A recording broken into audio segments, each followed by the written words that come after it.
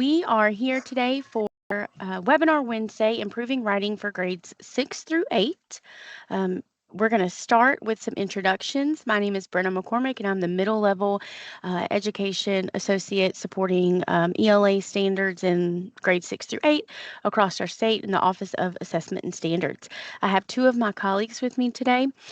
We have Mandy Hawker, who is our Elementary Standards support person for ELA, and then we have Casey Prince Harvey, who supports our high school group of teachers and also pretty much our entire office in their standards processes. So I'm thankful to have them with us today and excited to get started.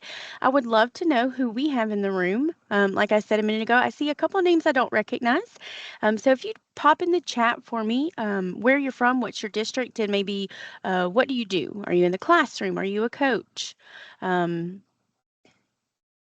Just take a second to let us know.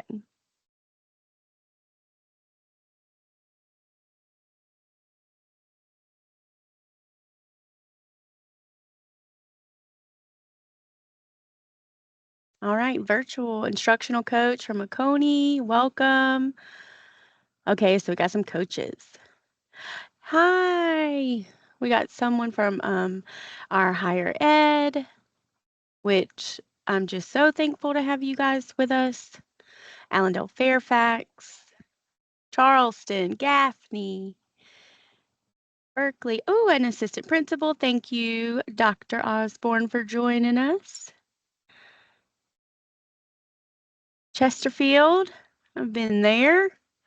Wonderful. Well, thank you for giving us 2 hours of your time today to talk about writing for our middle school students. So I do have a landing page for you, and this document is a place for you to take notes, but it also has some links that we're going to use throughout our time together today.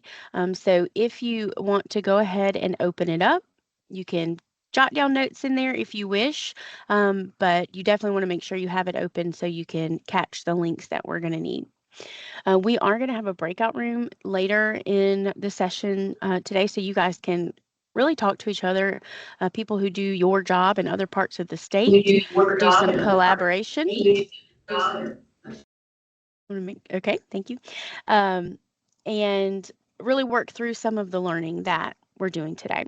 And then finally, always remember that everything we do is a way to support, enhance, supplement those high quality instructional materials that we've all adopted across the state. So know that as we provide instructional resources and supports, these are just examples. Your curriculum is determined and selected at your local level, and instruction should be based on student interest and needs. So be sure to consult those high quality instructional materials for additional resources and engagements to support student learning. You can earn recertification credit for being with us today. Check mark the requirement number 1 for live attendance and participation. Make sure you remain in attendance for the duration, and then we have a feedback form for you to complete at the end of today's session, and that is what we will use to send your recertification certificate. You'll get that in an individual email from me within the next week, hopefully sooner, but that will come to all those who complete that feedback form. All right, let's get started. So our purpose for today is to understand content and rigor expectations for improving writing for middle level students in order to develop and provide standards-based instruction using high quality instructional materials and evidence-based strategies. If you lost me at rigor expectations, I'm not surprised. That's full of educator lingo. So I want you to take a moment and really deconstruct that statement, break it down. What are the verbs? What are the nouns? And in your own words, break it down. What are the verbs? In your own words, what do you think you should be able to do when we're finished today? And if you're using that landing page, you can see there's a number 1 on this slide that corresponds to number 1 on your note catcher. So going to give you about 2 minutes, and if you could just come up with 1 or 2 things based on this purpose statement, what do you think you should be able to do when we're finished with our work today?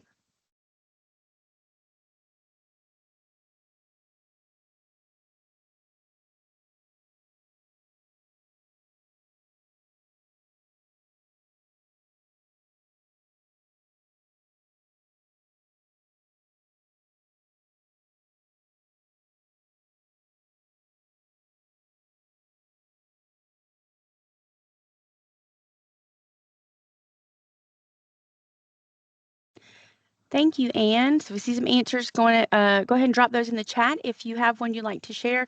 We should know what level students should be writing at and then teach it with the appropriate materials and effective activities. Thank you. Be able to help teachers understand content and rigor expectations. Absolutely.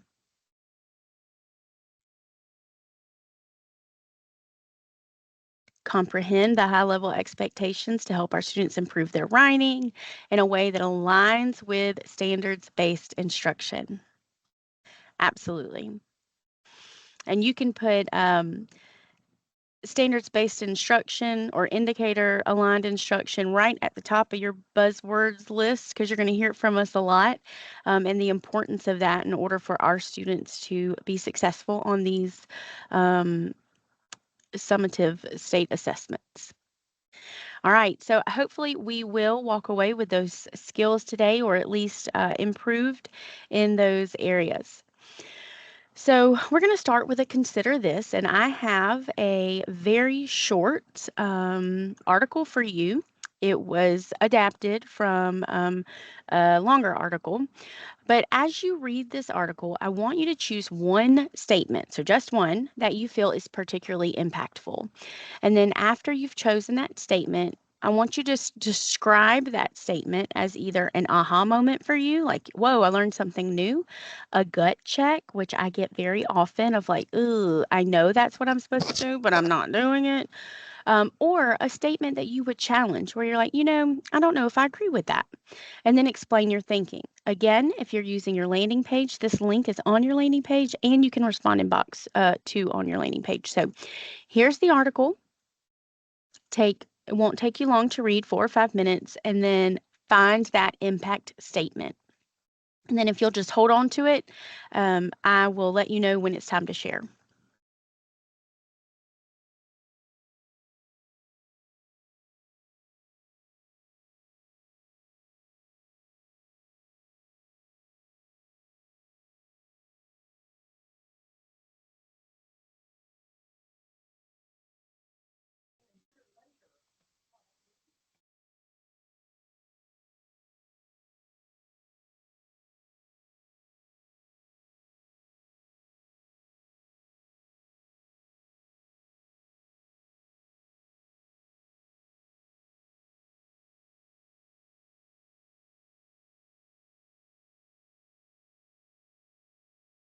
Thanks, Belva. I'll put it in the chat again for you.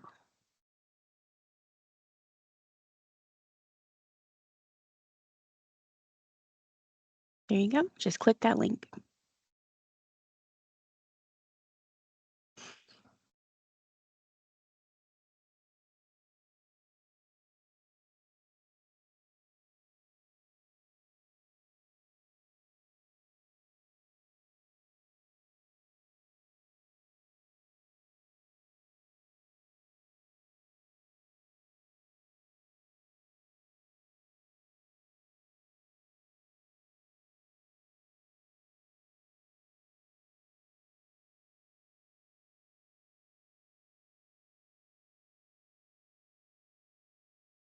Oh no, Amber, no worries.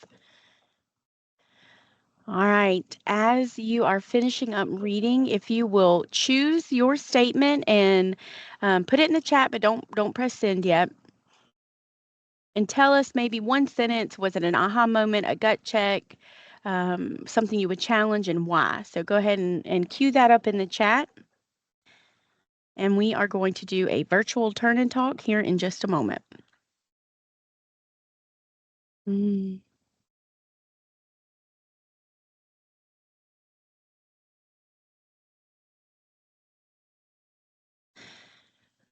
All right, go ahead and start sending those responses in, that thinking in. And what I want you to do is read some of your colleagues' remarks. Choose one to reply to. That's our version of that turn and talk that we could do if we were all face to face. So find one message to comment on.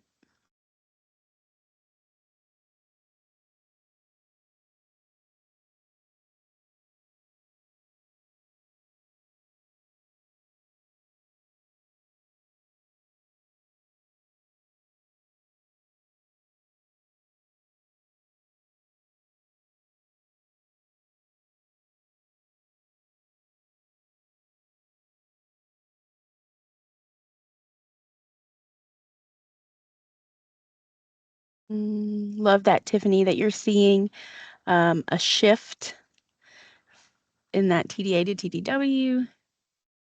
Yes, Shelley. We must believe that every student can write. Leslie, yes, this type of authentic writing produces lifelong learners and allows students to apply their writing skills to all subjects. And if our goal is to have students be college, career, or military ready, really to all aspects of students' lives as they move forward. No handout, formula, or speech will teach kids to write. Yes.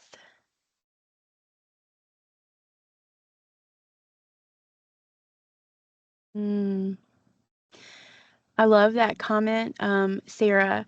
So she pulled out studies show that students who learn the writing process score better on state writing tests than those who receive only specific instruction in the skills assessed on the test. And she said, yes, but if the language or verbiage we use in teaching that writing process does not align with the language of the standards, we do a disservice to our students. And I agree absolutely.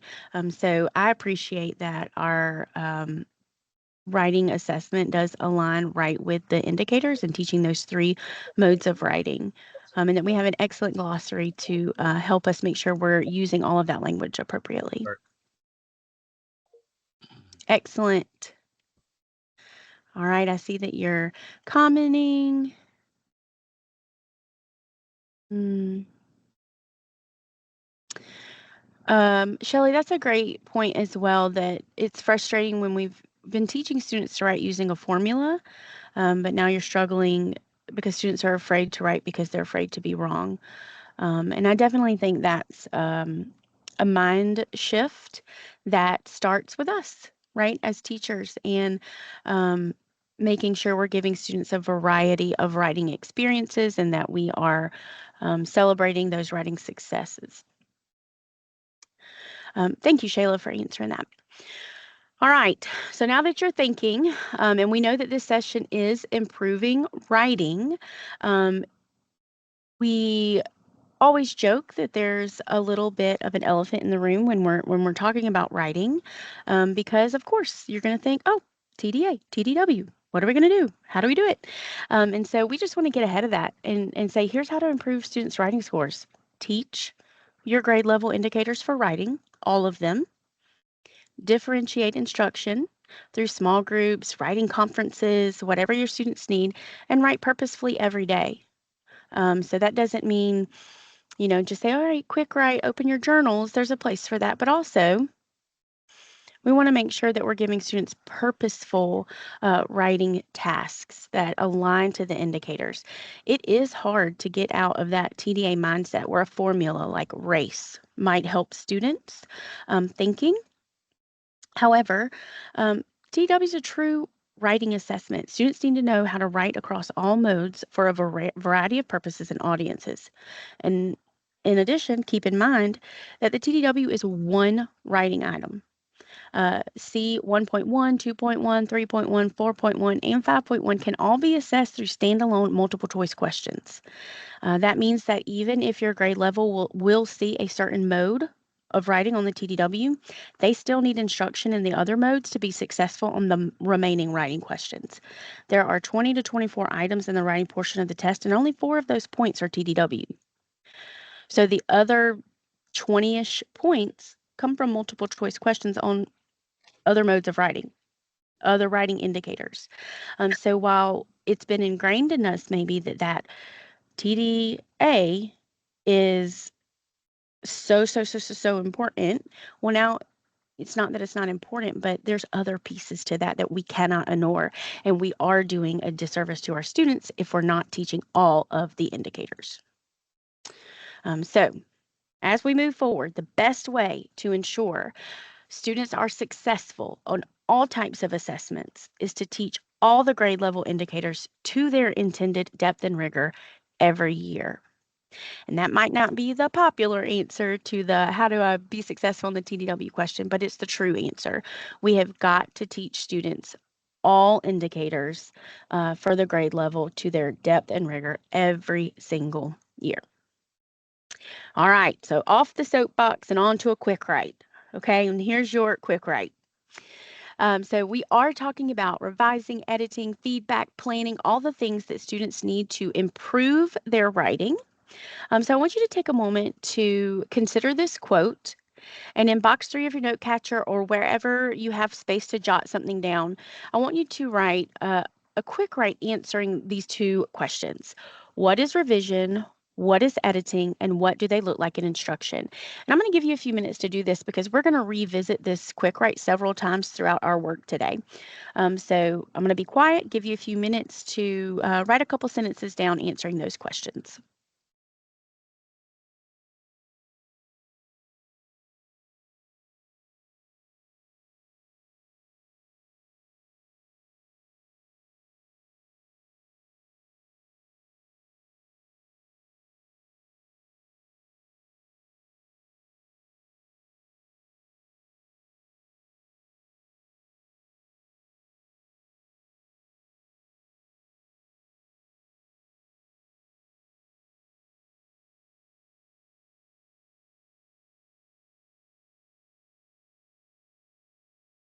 Is anybody using the parenting center? I don't think so. Okay.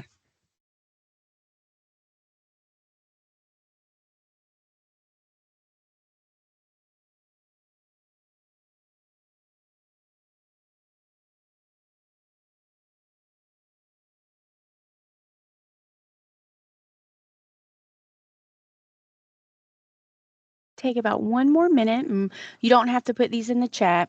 Just keep it for yourself.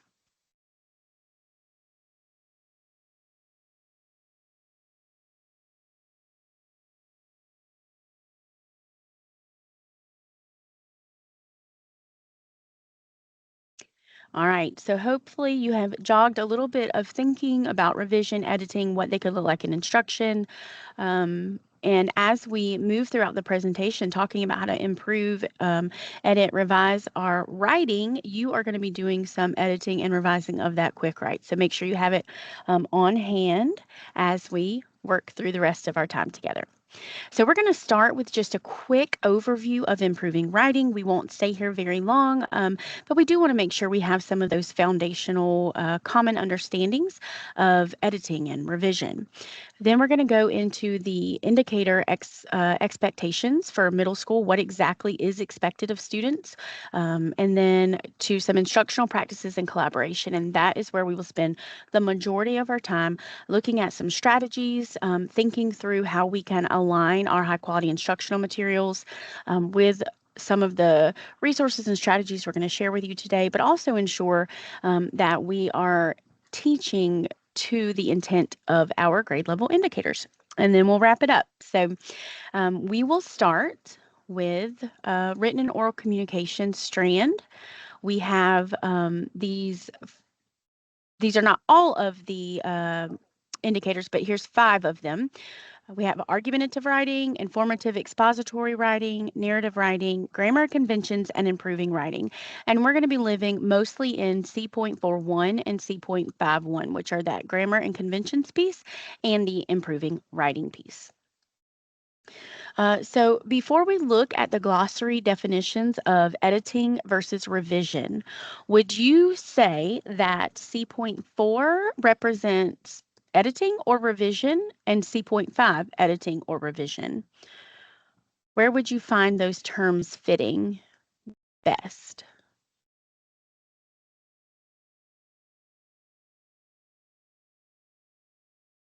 Mm-hmm.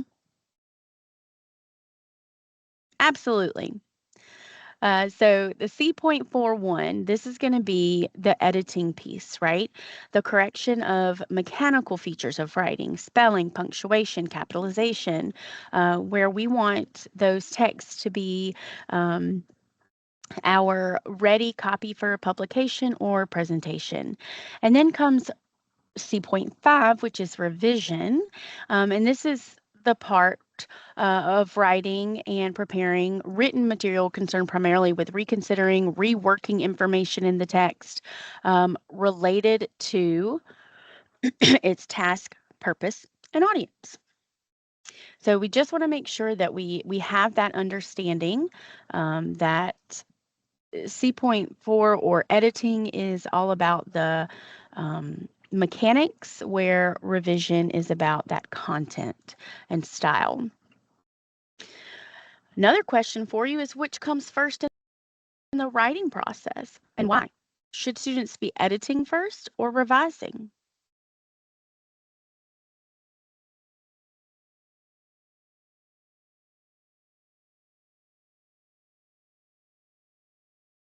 All right, tell me why. All right, I love that, Paula. Revision to ensure the grasp of the content, editing to fine tune, revising, you've got to have something down to be able to edit. Yes. Um, yeah, revising is more important process. I think I might agree with that. And it's more difficult, more rigorous. Um, Circular, you can do each along the way. Ideas should be developed first. Um, so what I'm seeing overall is that we want students to tackle revision first and then edit. And I would absolutely agree with that. We want to get those ideas developed. We want to make sure that our thinking and the structure, the organization, all of that is in place, and then finally we can go through and take a look at that spelling, punctuation, capitalization. Okay, so very quick, I told you just a quick chat about editing and revision. Now I want you to think about your quick write.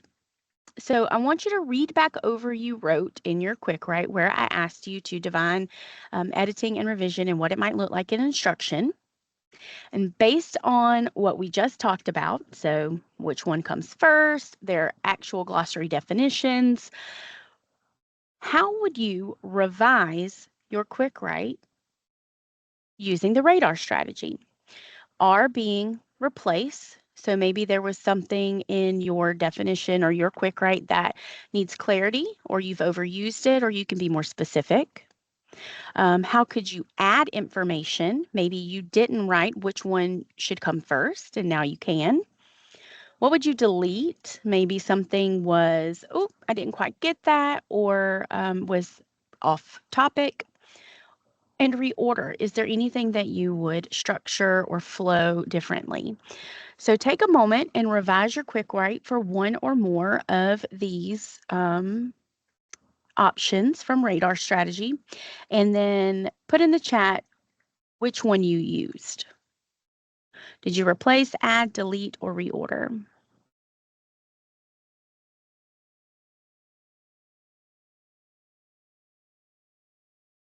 Awesome, Paula. What'd you add?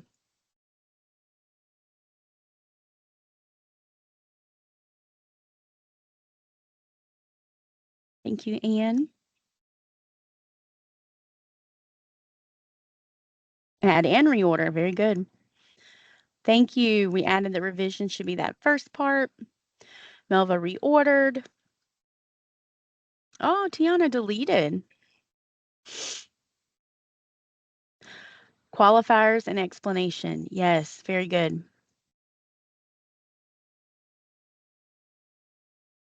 Awesome, Shayla. So this is oh, hold on. Let me see. This was a question. Added more information on what is specifically done. Very good. Replace general mechanics to break down the specifics. Love that. So this strategy, the radar strategy, you're going to have this process and like a resource for this later, but it's a great targeted revision strategy to use with students. And we will use this one more time before we are done today. So I hope that you see value in being able to have students revise, but with an intention or purpose. All right, so let's look at what is actually required of middle schoolers when it comes to improving writing, editing, and revising.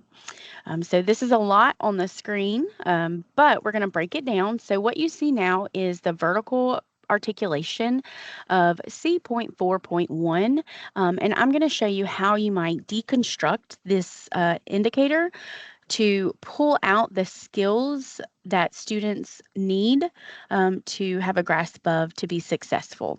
So, looking at the vertical progression of the indicators can help teachers identify the shifts in content and rigor between the grade levels.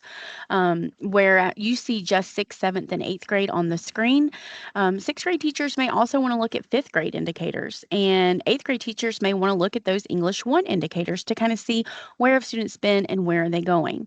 Specifically today, we're going to focus in on that seventh grade indicator. This process that we're going to do can help teachers break down the intent of the indicator and provide an opportunity to notice patterns, make considerations for instructional next steps. And as we do this, as I model for you doing this, notice the focus on that practical application of skills. Even when there's a skill that may be lower in cognitive complexity, such as identifying or distinguishing between something, it's going to be paired with a skill such as use or revise. And that makes sense because when we look at the language of the indicator, it emphasizes that students should be able to apply these skills when writing. For example, the expectation is not going to be for students to just identify a fragment or a run on sentence, circle it, and move on. Students have to be able to revise them, notice and revise. So let's look at seventh grade, where it says use the rules of and make intentional decisions about standard English grammar and conventions to write single and multi-paragraph compositions with varied sentence structures when writing. Apply knowledge for use for rules of capitalization. Use a comma to separate coordinate adjectives, and it goes on all the way through F. If you remember back to the purpose statement that I gave you that felt a little jargony, a little fancy ELA languagey, and we broke that down to really consider what exactly are we supposed to do today, that's the same mentality and process that we're going to use right here. Even though our 2024 standards are quite clear, there's lots of resources to help. This chunk can feel overwhelming for teachers when they just look at it and they're like, oh my gosh, I have to do A through F of these things. What do these even mean? So, taking the time to walk teachers through or to walk yourself through breaking these down into the skills and content is very valuable when planning your writing instruction. So, we might say, okay, the first thing that this indicator asks is that we use the rules and make intentional decisions about this grammar and conventions, right? We're going to write single and multi-paragraph compositions with varied sentence structures. So that means that students aren't writing 5-paragraph essays every single time because there's an and here, single and, right? So we know there's a variety of writing that's expected, and we know that we're expecting varied sentence structures. They're going to apply the knowledge of capitalization rules. So now we're into our sub indicators. Students need to not just know what needs to be capitalized, but they have to be able to use it.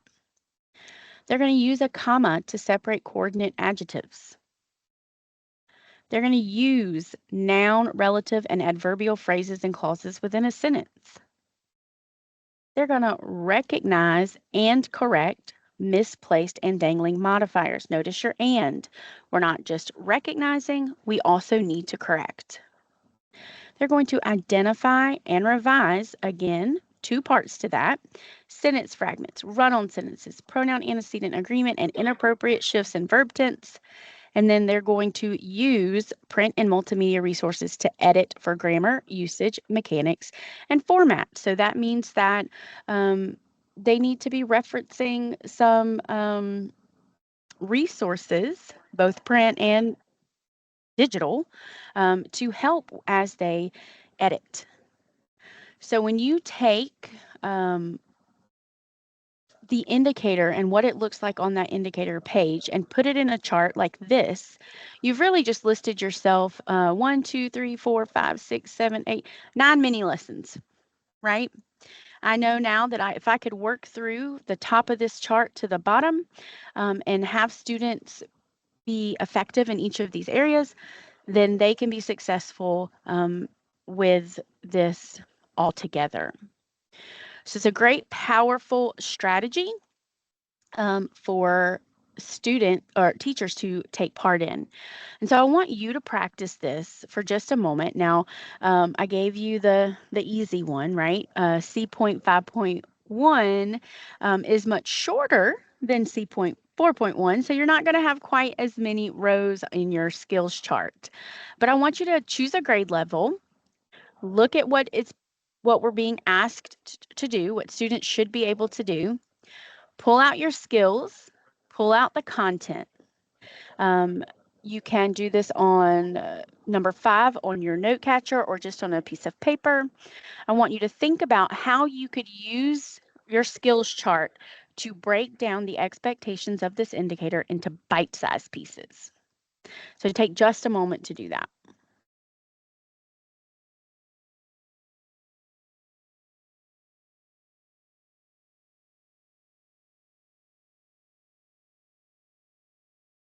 Mm. Shayla, don't let me forget to come back to that. Double snaps.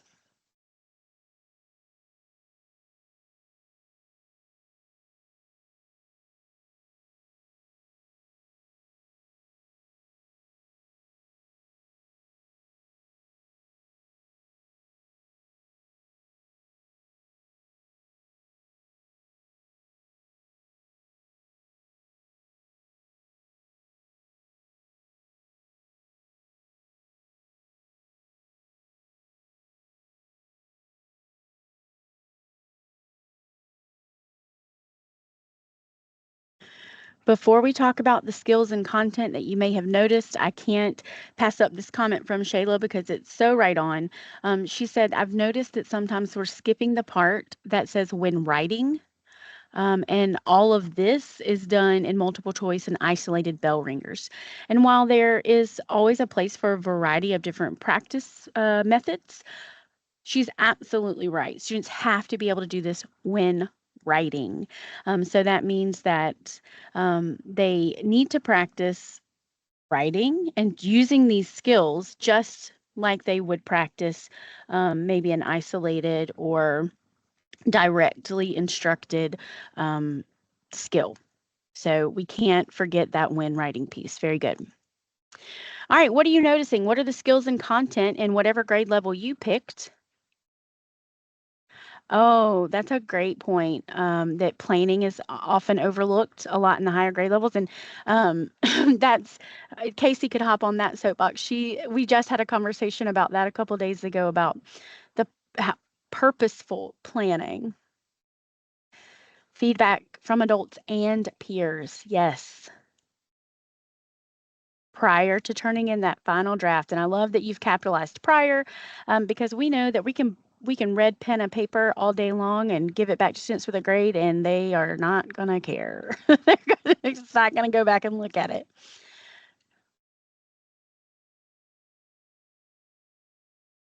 Wonderful.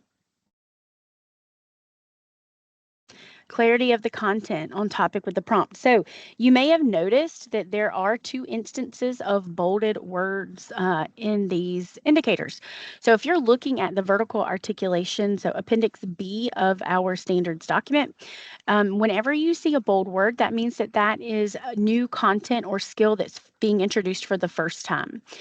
So in 6th grade, those 6th grade teachers are responsible for making sure students understand clarity of content. And then when you get to 8th grade, 8th grade teachers will be introducing cohesiveness. So, absolutely, Virginia, the importance of cohesion in the 8th grade standard. So I love that you put that. Hey, Tiffany, that's okay. You said I put everything under skills except for clarity and cohesive, and that's fine. The point of this process is to just break it down, truly understand what is being asked of students, and then potentially set yourself up for planning. So if I notice there's 10 skills, that might be 10 different mini lessons that I have to plan for. Um, all right, so how might this process of looking at whether it be a larger indicator with that has sub indicators versus a smaller indicator, any indicator from any of the strands, how could this process be helpful for teachers? Or you, there's a lot of coaches in the room. How could you use this?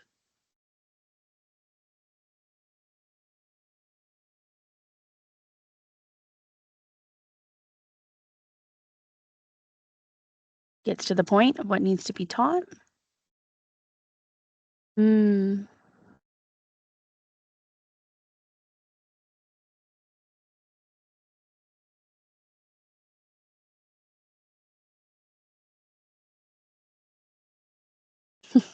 Making sure we move to what is important and away from circle the noun. Yeah.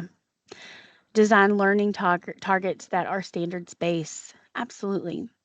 And another thing is a common question we've gotten is with our high quality instructional materials, whatever curriculum your district adopted, we know they're high quality. We know that they are rigorous and as aligned to the standards as a curriculum that wasn't written specifically for our state can be. But if you go and do this process, you have a great starting point to make sure that your curriculum aligns. So if you're looking at a lesson in a high quality instructional material and it says to, let's see here, it says for students to, excuse me, just we're recognizing, we're circling misplaced and dangling modifiers in seventh grade. You could look at this chart and say, well, that's good, but how then can I enhance this by also having students correct, right? How can I move them to the full intent of the indicator? So it's a good little cheat sheet to have as well when you are trying to make sure that the lessons in your high quality instructional materials are truly aligned to the rigor of our standards. I see that some people have already tried this in their buildings, that deconstruction process, and I love that it has been helpful. Yes, teachers can do charts like this when planning instruction, um, planning with the end in mind. Very good. All right. So you may have seen this document before. This is our grammar and conventions matrix. It is linked on that last page of your landing page, but I'll put it in the chat as well in case you want to look at a copy. But along with the vertical progression, the grammar conventions matrix just provides another view of those grammar expectations for each grade level. So it represents C.4.1.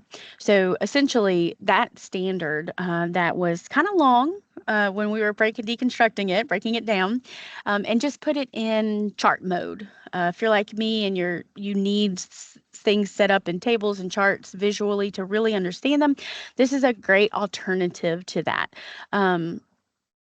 As you look at the grammar and conventions matrix, you may notice that some skills you commonly teach or that students typically come to you needing support with are in earlier grades or have just shifted. It's important for us to have an understanding of the specific expectations for our grade levels, but also see what learning has taken place before students come to our class. The grammar and conventions matrix shows where skills are introduced, not where learning stops. So it's important to notice too that, just because we do the pronoun I in kindergarten doesn't mean that that doesn't need to be reviewed in first grade, or that you have some students who won't be fully prepared to move forward with that when they get to first grade. However, once you get into third grade, or when students can be tested, if something is introduced, that means it's in our indicators, which means it's up possibly for being on an assessment. So you want to make sure that if you're a third grade teacher, those skills that should be introduced in third grade are introduced in third grade. That's laying the foundation for the skills that are going to be introduced in fourth, fifth, and so on. So this is an excellent tool that would allow for intentional instruction and support, and at-a-glance view of your expectations in whichever grade level you serve. All right, so I told you we would revisit the radar strategy, and we are, but this time I'm going to give you a specific focus, and that is to add. So you are only going to add to your quick writes. We're not going to replace, delete, or reorder. And the reason I'm giving you a specific focus this time is because I'm modeling what you could do for your students. It's developmentally appropriate to give our students a singular focus, particularly at the beginning of instructing them how to revise. I don't know that I would give this to a sixth grade student for the first time and say, hey, have at it, do all these things. Or really any student, right? We want to make sure that we're focused focusing and targeting what our students need, and that we are scaffolding them into be able to do this with independence.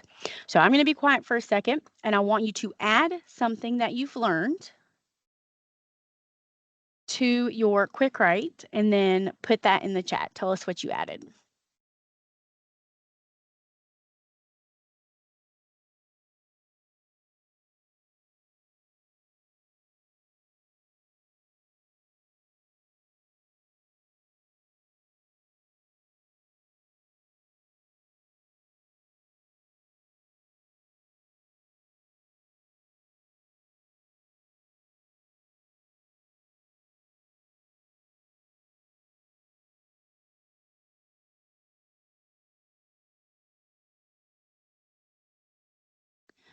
Christy, it was, I'll give you the prompt.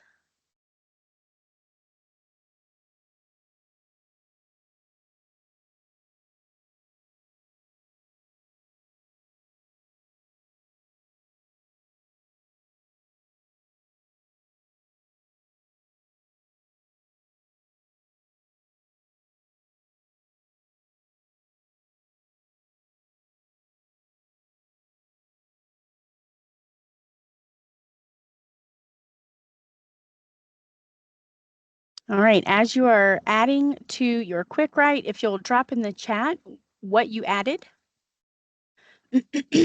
All right, when improving writing, the first verb is plan. Yes, adding those indicators related to revision and editing. Love that. What each entail, revising needs to come from adults and peers. Break it down into baby steps. Yes, both kinds of reviews. Again, the feedback. So we're noticing a lot of the very similar things that we want to add. Students need to be explicitly taught. Very good. Planning never goes away. All students must plan. Yes. Speaking of, let's get into that part. Let's talk about those pieces of that, improving writing process that is included in our standards. The first thing I want to stop and do is talk about the fact that, we're going to look at ways to improve writing through various lenses. But what I want us to remember is that every decision we make about instruction, every lens we look through, should be aligned to our grade level indicators, period. If we want students to be successful on formative assessments, summative assessments in the classroom, state summative assessments, transferable skills, we've got to teach those grade level indicators and make sure that our instruction is aligned. Based on that indicator-based instruction, our formative assessments in the classroom should be aligned to those things. We've got to give students experiences that are going to mirror what they see on tests that we want them to be successful in. So know that our entire foundation, everything we do, is based on grade level indicators aligned to indicator-based instruction, aligned to our assessment practices. So we're going to focus on the four main aspects of improving writing that you have all already picked out and noted, and that's planning, editing, feedback, and revision. So we are going to look at that across all modes of writing. So argumentative, informative, expository, and narrative writing. And again, I can't reiterate this enough that students have to be taught all three modes. You may have an idea of where your students may be assessed on the TDW, but that is one test item. Students have to be proficient in all three modes of writing to find success on that end of the year test. So we know first we're looking at planning, editing, feedback, revising. We're going to look at it through the three modes of writing: argument, informative, expository, and narrative. But we're also going to add two more kind of layered lenses through that. The first being that lens of overarching expectation one. We know that we have overarching expectations in the 2024 standards that are just the business of how we do ELA in our classrooms.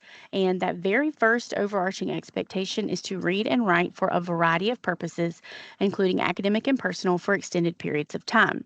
So we're really going to lean into that as a foundation for the variety of writing experiences of various lengths and various purposes that we're going to give our students. And so the two types of lenses we're going to look through first, micro, mini, and macro experiences. If you've been with us for a while, you've probably heard us mention these. Essentially, a micro writing experience would be something that takes less than one class period. A mini experience would be 1 to 2 class periods. And then you have your macro, which would be like a cumulative writing experience that might take a couple days, a week, maybe an entire unit you're teaching. So again, giving variety of length there for our students, but we also want to consider generative versus evaluative experiences. So generative being where students are coming up with the writing themselves. So this would be like a prompt, kind of like the TDW. You're given something and you just say, hey, students, come up with this, write this. Evaluative experiences is leaning into their ability to look at someone else's writing and evaluate it, maybe revise, provide suggestions, edit it. But either way, students need both of those because they're going to see both of those as they move forward in testing situations. There is a question in the chat. Casey or Mandy, will you please? Thank you. All right. So again, less than one class period, 1 to 2 class periods, and a culminating experience for your micro, mini, macros. And then when you get into generative and evaluative, here's some examples. So a generative might be we ask students to write a summary. We ask them to do a creative writing piece. And then an evaluative, give feedback to an author, engage with a mentor text, evaluate yourself. So when you think back to our conversation about the writing portion of SC Ready and how it's 20 and 24 points, 4 of those are TDW, the rest are those multiple choice, which part of that would you consider generative versus evaluative? Which piece is the generative? Which piece is the evaluative?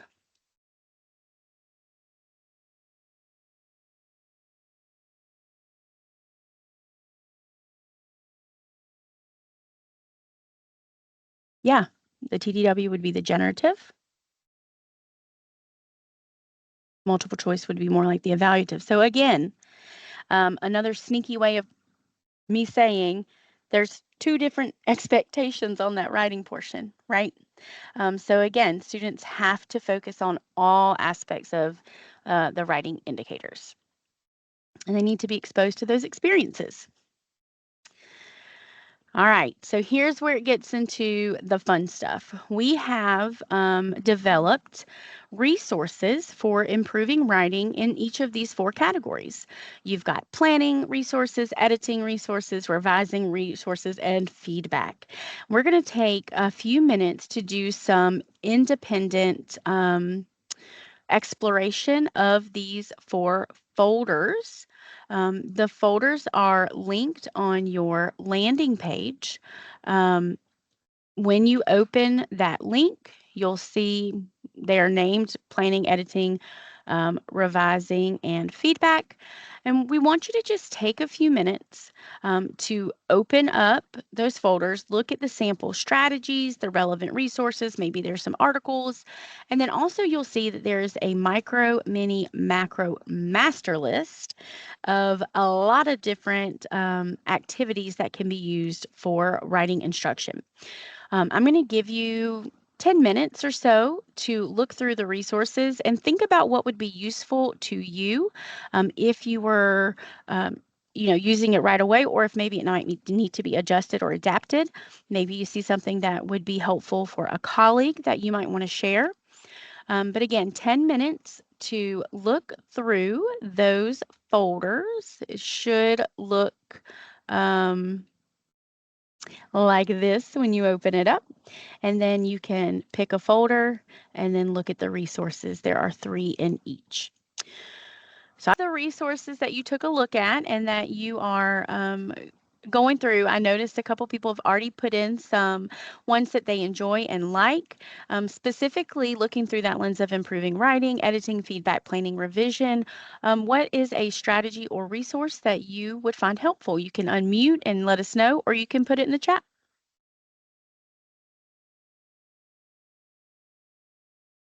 Victoria, that's one of my favorite as well, that 3-part commentary.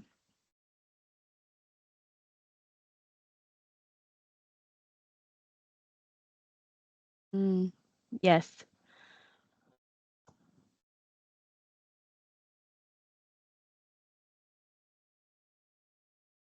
Tiffany.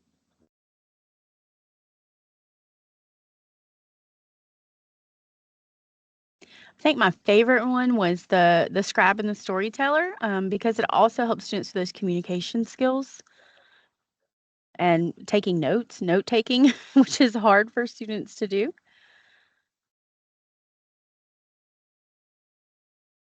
Wonderful.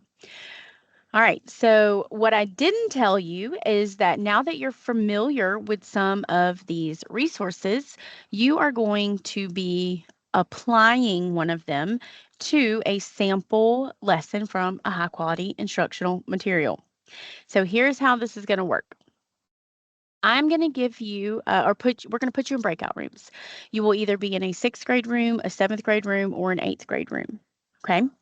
You'll notice that on your landing page, there is a 6th grade collaboration document, a 7th grade, and an 8th grade.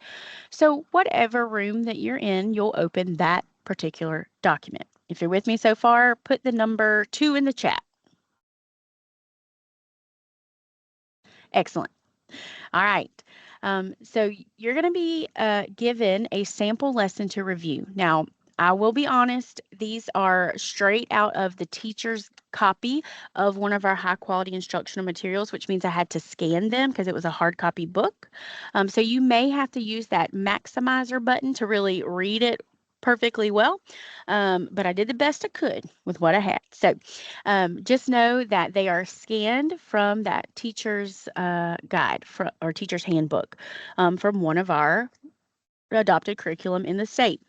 So I want you to review the lesson with either independently or with your group, and then um, look at the document and see which indicators have been assigned to that lesson. You have to decide using, thinking through your deconstruction of indicators, does it align? Does that lesson actually align to the indicators it says it does? And then I want you to consider a resource strategy, one of the micro, mini, macro experiences, something from one of those folders that would seamlessly blend into that lesson from the high quality instructional materials to enhance it and allow students to practice improving writing. So, 3 steps. You're going to review the sample lesson. And in some cases, it's a portion of the lesson because some of them I think are intended to take multiple days. So, a portion. Assess whether or not it aligns fully to the grade level indicators. And then find an additional resource that could be used to enhance the lesson. This time, if you're with me, put a 9 in the chat. Excellent. Okay, sometimes it is difficult to see what room you are in. So when we fluff you into your breakout rooms, when you get in there, if you'll look in the top left-hand corner very lightly, almost as if they didn't want you to see it, there will be a name in that top left corner, and it'll either be 6th grade, 7th grade, or 8th grade. And that is how you will know what group you are in and which document you should open. Mandy and Casey and I will be popping in and out of the rooms, making sure you have the document that you need. So if you're not sure, just hang tight and one of us will be there ASAP. Um, but we're going to give you a good chunk of time to take a look at that lesson, align it, or make sure it's aligned, or if it's not, make a recommendation, and then choose a resource to support. All right, Mandy, you want to go ahead and fluff them in. I will go back to the instructions page in case we need it. Got everybody back, ready to go. Okay, so that was probably the longest breakout room that we have facilitated, and I was so impressed that every room I popped in throughout the duration, y'all were actively having discussions and working, and we appreciate that so much. So I sent a little message to the groups and said for each group to have a spokesperson. So I'm going to put some people on the spot for a moment. And I'd love to hear from our sixth grade group one, just a very brief statement about what you guys worked through, talked about, discussed. Anybody from group one?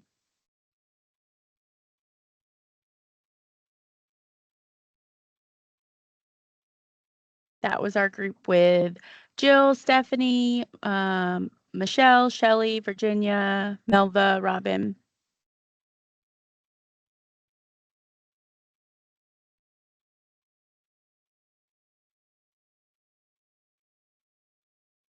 If you mean me, Shelley, we were 7th grade. No, oh, other Shelley, Shelley Gordon. Okay, sorry. Thank you. We were talking about the lesson, and as far as sixth grade goes, it is a good checklist for those students, but because it is sixth grade, there's a lot of identifying going on, highlighting, circling, underlining. But by sixth grade, they should be able to explain those types of things that they're having to do, highlighting words and phrasing, like how they know those things. So we said that we would like to see more of them explaining how they know when they're highlighting or underlining or circling. So we said that we could improve that lesson by having the students do that, explaining their reasoning behind why they underlined or highlighted or things like that. We also said um, that we could do mini lessons along the way. It looks like you could have about 6 mini lessons um, with this, because you could have a mini lesson talking about um, good introductions and how you write an introduction for an informative essay, what a central ideal looks like, how supporting details should be written, elaborating on those supporting details, how you organize this type of paper, what tone is, because you will probably have a lot of sixth graders that will write the way they talk. So do they know what informal language actually means? We saw that at the bottom. So we talked about having a mini lesson on informal language and what a conclusion means for an informative essay. And I think that was a majority of what we discussed. I can't remember everything that we put. No, that's great. I think it was great that y'all picked up on what was missing based on what was expected in the indicators. And tone stuck out to me because I know that there's a at least one mini micro macro that specifically focuses on tone. So that might be a great place that you pull that in for revision. So excellent. Thank you, Michelle. All right, sixth grade group two. That was Sam, Katie, Sandra, Robin, Missy, that group.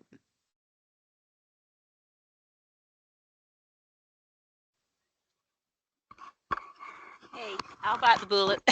Thanks, Sandra. We had some of the same things. We kind of were deciding that this lesson was kind of in the middle of a bigger unit. They were focused on the revision part at this time, less on the editing. We kind of used the revision guide to assess the indicator alignment. We were using that as a strategy. Great. And I agree with the explaining part, but I really like especially for struggling writers, I think the revision guide was a good place to start. And then as you build, you can get more toward where they add in that explaining. I also thought about tone. We like the sticky note peer review strategy because we thought that Yeah. hit several of the communication, the 8.1 and the C.5. The what we added was the revision, pacing the process, Yeah. the strategy from the day. Really like the structure, especially for struggling writers that use those key areas for informative expository essays, and maybe choose one or two to work on in this amount of time, and then so they can build, so the kids don't become overwhelmed. Um, and I added the tone mini as an additional. That was a great suggestion. So I think Awesome. if anybody has anything else to say. Thank you, Sandra. All right, 7th grade group 1, Tanya, Brianna, Kathleen, Paula, that group. The other Shelly.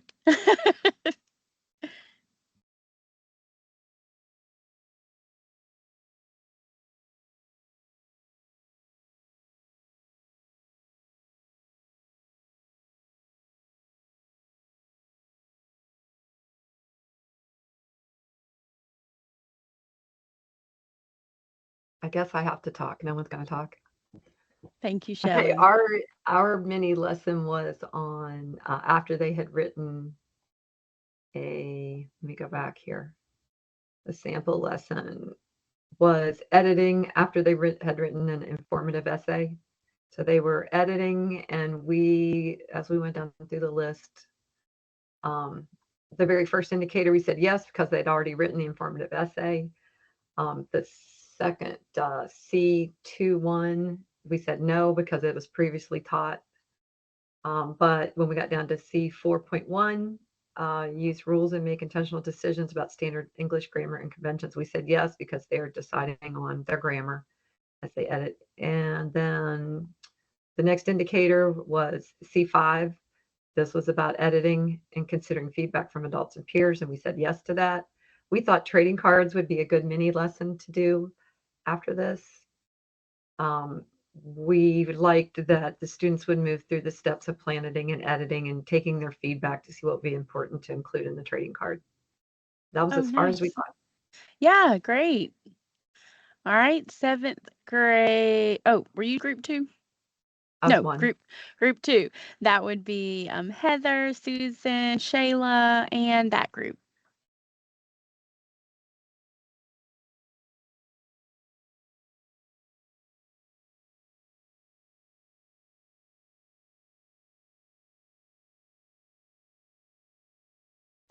Alrighty. We didn't see a huge problem with the task us presented. We did get into a whole sidestep on all the different types of verb tenses, but I think what we came up with is that the lesson itself, the piece of the lesson that we saw in itself was not a terrible lesson. We did feel like it needed some support of some strategies, and so we liked the 2 strategies, both of them that were presented in the resource folder that you all shared. And so we thought that maybe we could start with the mentor sentences, and then go from there, have the students practice doing that similar work, verb tenses within the mentor sentences, and then have them to apply and edit their own paragraphs, and then do the speed date with that. So we just felt like students needed a little bit more scaffold within the lesson. I love that, Shayla, and that's such an excellent example of you've got a solid lesson. How can we enhance it, right, with an additional strategy or skill? So great job. And now 8th grade group 1, Tiffany, Angela, Sarah, Victoria, that group. All right, so our lesson was on planning argument writing, and we felt like the lesson did align to the standards very well. There were some strategies embedded in the lesson, for example, graphic organizers that help students in the planning process. What is my topic? What is my claim going to be? And then some reasons and evidence, and identifying those sources where those reasons are coming from. It even had like a checkpoint on the side where students would have to consider alternate perspectives or counterclaims and think about how they would refute those, which is a part of the standard as well. We also were supposed to touch on or teach the overarching standard 1, read and write for a variety of purposes, which definitely the lesson is going to hit on that. And then for revision and editing, the lesson itself did not have anything for editing because it was more for the planning part of it. So we decided to bring in the radar strategy that was modeled today as a way that we would touch on the editing when they're doing their mini, micro, and macro writing, especially the macro. The editing standard was planning, editing, and considering feedback from adults and peers for revising for clarity and cohesiveness. So we wanted to make sure that the writing experiences that we chose provided opportunities for peer feedback. So the micro, I think somebody else mentioned this earlier, was the sticky note statement swap. So it gave students a chance to talk with each other and elaborate on the possible counterclaims. So if there was something they didn't think about, a peer could possibly help poke holes in that argument before they develop their macro piece. The minis, we found several that were really good. Change your opinion, data as evidence rubric, why should I care? So we said, well, maybe teachers could have a choice of one or more of those that they felt was most appropriate for their students. For example, the why should I care included an XYZ strategy where they had to, again, look at the alternate opinions and make sure theirs was backed up with very strong evidence and had a closing zinger that they would wrap up their writing with. For the macro, we decided on the social media campaign. Many of them were good, but we said, well, today's kids that's the world in which they live, right? Social media, that's going to mean something to them. The audience could be their peers, and maybe there would be a little more buy-in, some relevancy there if we framed it as a social media campaign for their macro writing. Excellent. Thank you, Tiffany. And then our last but not least, our final 8th grade group with Cheryl, Alexis, Jessica, Julie, Allison, that group.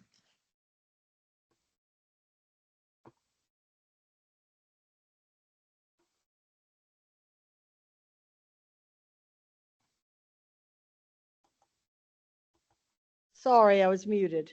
No This worries, is my Deborah. group, right? You didn't say my name, but Yes, I it is think I your was group. volunteered to be the spokesman. Wonderful. So we also did 8th grade argumentative writing. The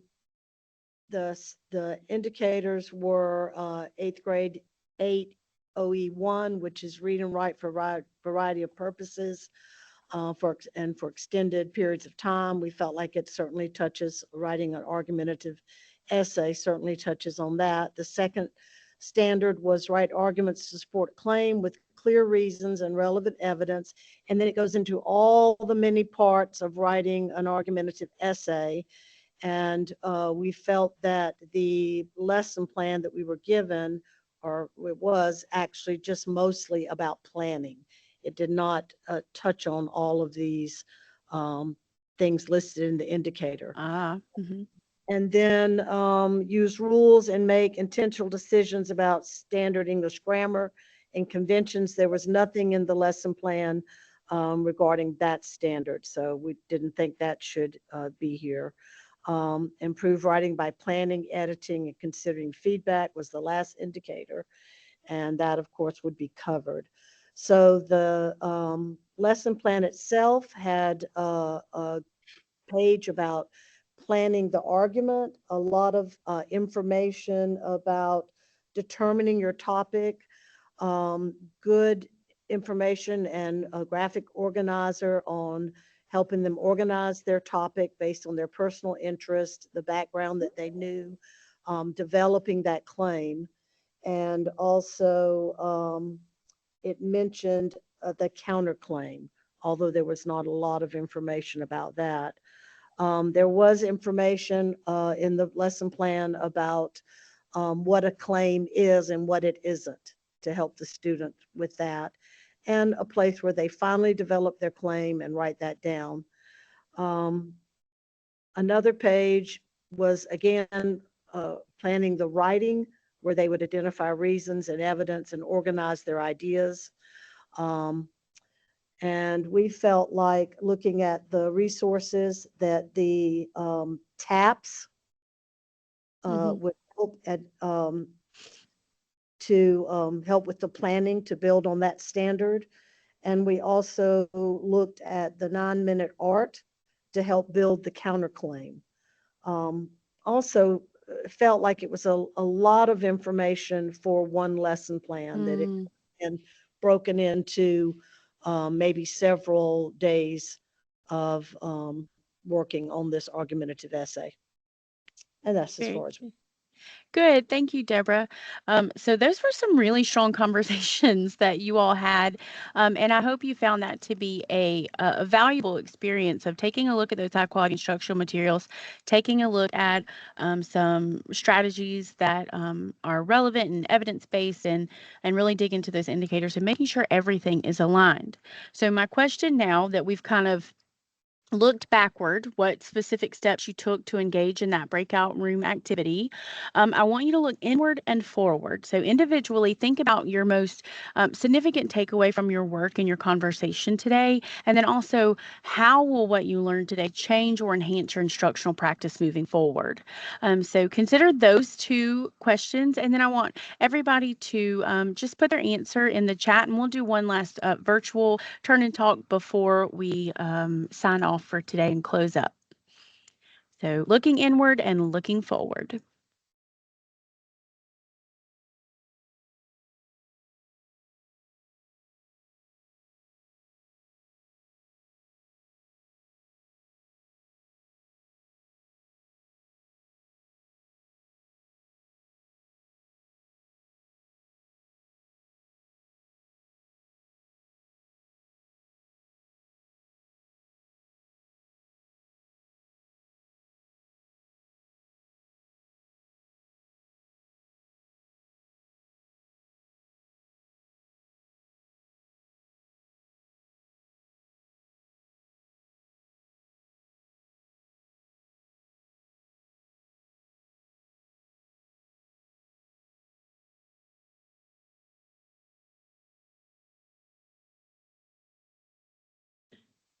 As you have those responses ready, you can put them in the chat. Oh, thank you, Stephanie. Read my mind. Jill, very good.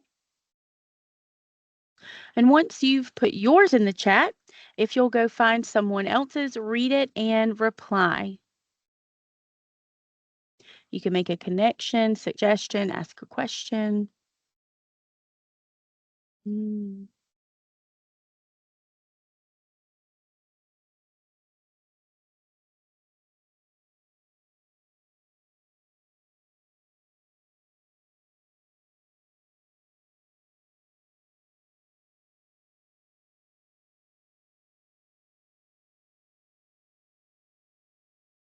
Yeah.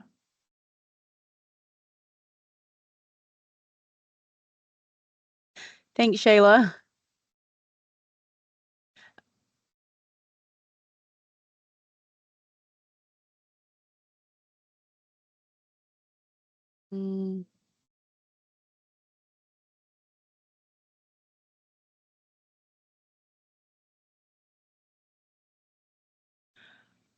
Wonderful. All right. So as you are finishing including yours, take a look at someone else's and give some feedback. Little virtual turn and talk. Excellent.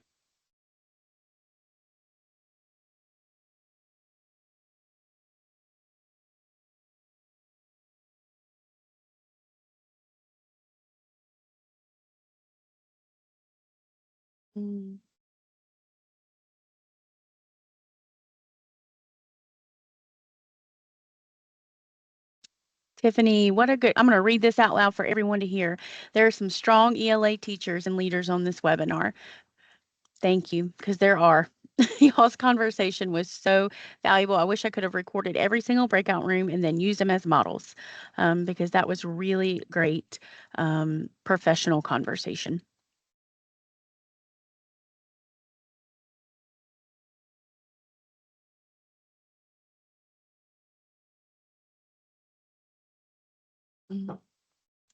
All right, thank you for that. So as we wrap up today, in clarity and closure, we can revisit our purpose, that I shared at the beginning of our time today, that we were going to understand those content and rigor expectations for improving writing for middle level students in order to develop and provide standards-based instruction using our high quality instructional materials and evidence-based strategies. And so while that may have felt a little wordy at the beginning, I hope you see how each of those pieces interconnected as we went through this entire webinar together. By understanding what's expected of students, taking a look at our high quality instructional materials and additional strategies to make sure that we can provide our students with that indicator aligned instruction in the classroom. So thank you for the work that you did today. I always leave these webinars just feeling encouraged for our state because of the people who are in this virtual space with us.